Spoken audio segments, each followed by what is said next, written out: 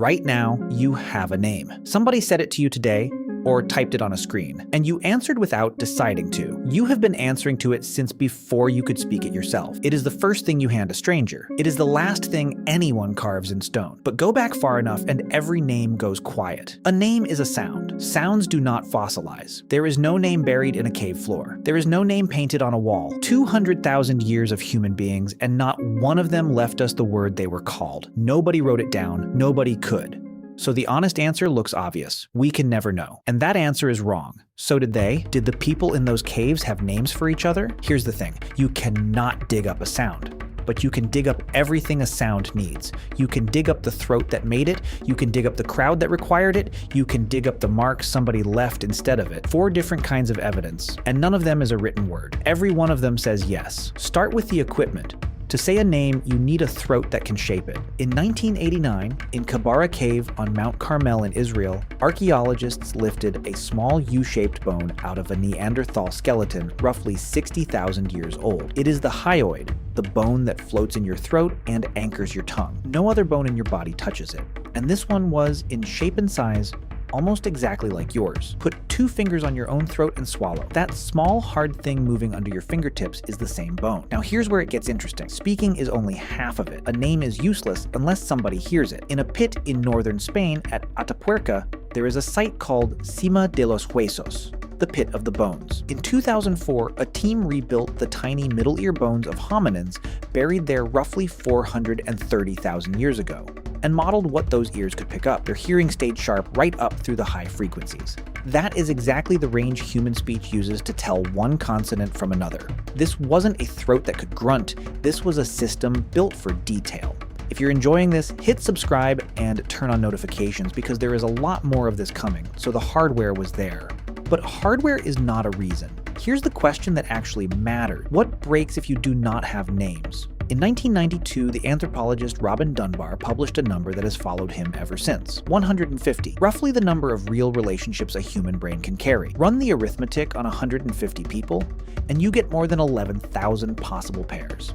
11,000, and you are expected to know who owes whom. Groups that size leave marks. At Dolní Věstonice, in the Czech Republic, people built huts framed with mammoth bone roughly 26,000 years ago, with rows of hearths and a kiln dug into a slope. At Mezhirish in Ukraine, around 18,000 years ago, 4 dwellings went up, and every wall of them was built from mammoth bone. Skulls, jaws, and tusks.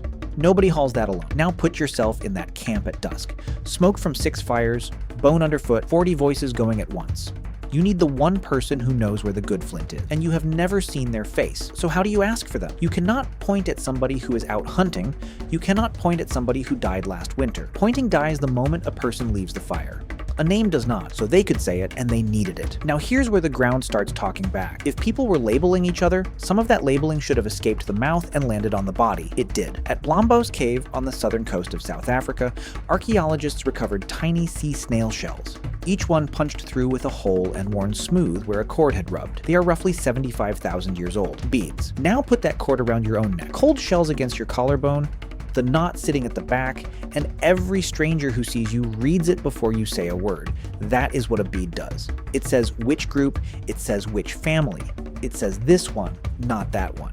But the sharpest evidence is a hand. In Chauvet cave in southern France, on walls painted more than 30,000 years ago, there are stencils made by pressing a palm to the rock and blowing pigment across it. One of those hands has a bent little finger, and it shows up again. Deeper in, on a separate panel, the same crooked finger. Somebody walked through that cave signing. We cannot say what they were called, but we can follow one specific person through the dark and know it is them. So we have throats and crowds and signatures, but all of that is still a category. A bead says which group, a stencil says which hand. Neither one says which person. Here's where that changes. At Sunghir, near Vladimir in Russia, roughly 34,000 years ago, 2 children were buried head to head in a single grave. Sewn onto their clothing were more than 10,000 beads. each one carved from mammoth ivory. Beside them lay spears made from mammoth tusks that somebody had straightened. Experiments suggest a single bead took the better part of an hour to make. Think about that for a second. 10,000 hours of work spent on 2 children who were already dead. And back at Dolní Věstonice, someone carved a small human face from ivory, with the left eye set noticeably lower and smaller than the right. A woman's skull found at the same site has the same asymmetry. That is not a symbol of a human. That is a portrait of somebody. You do not spend 10,000 hours on a category, and you do not carve a drooping eyelid onto a stranger. Every one of those names is lost because nobody could write yet. If you're curious why humans finally started writing things down, I made a whole video about that on this channel. It's worth a look if you haven't seen it. And here's the part nobody expects. Names may not even be a human invention. Bottlenose dolphins each develop a signature whistle, and researchers have recorded one dolphin copying another's whistle to call it back. In 2024, a study of African elephants found rumbles aimed at one specific animal, which that elephant answered and the others barely reacted to. 4 lines of evidence say early humans had names. A 5th says the habit is older than our species. We did not invent the name. We inherited the problem it solves. So here's the full picture.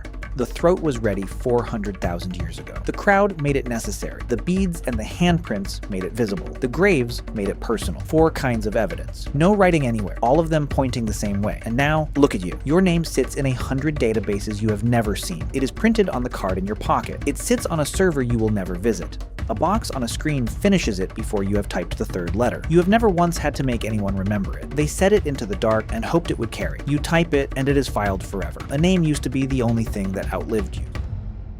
So yes, ancient humans had names, and they had them for a very long time. Before we go on, what is the oldest name in your own family that you can still say out loud? Put it in the comments, I read them. But knowing they had names only makes the next problem worse, because not one of those names survived. They were spoken long before clay, long before ink, long before any surface on Earth could hold a sound. Said out loud and gone. Then something changes. In Uruk, in southern Iraq, archaeologists pulled thousands of small clay tablets from the ground, pressed with wedge marks roughly 5,000 years ago. On 18 of them, one signature keeps coming back, Kushim. It is the oldest personal name we can still read. So who was Kushim? Not a king, not a poet. Look at what the tablets around that name actually say, and you find barley, beer, and how much of each went where. The first human name you can still read is on a receipt. And this is where it gets genuinely strange. Strip away every letter, every label, and every printed word you have ever been handed, and stand at the moment before any of it existed. Somebody pressed the first mark into wet clay and meant something by it. Why? Ask most people and you get 3 answers fast. Stories, prayers, kings, all 3 are wrong. The real answer starts with tiny clay pebbles, cones, spheres, discs, sealed inside a hollow ball so nobody could cheat. So before you go, watch that one next. It is on the screen right now, because Kushim was not the first person to have a name. He was the first one somebody could not forget.